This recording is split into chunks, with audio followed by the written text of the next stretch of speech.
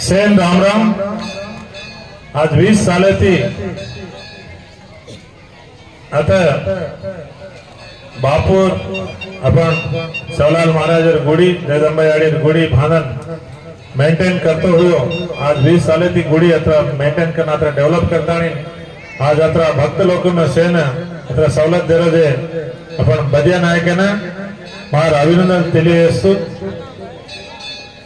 और 20 साले जो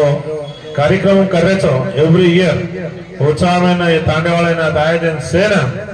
मार अभिनंदन सेन बेस्ट विशेष करते हुए आता बेटे जना अपन बाबू सिंह महाराज पीठाधिपति एमपी साहब बीवी पाटिल बाबू सिंह नायक और इंडल नरसिंह सर अजी चंद्रगुण सेन राम राम कहते हुए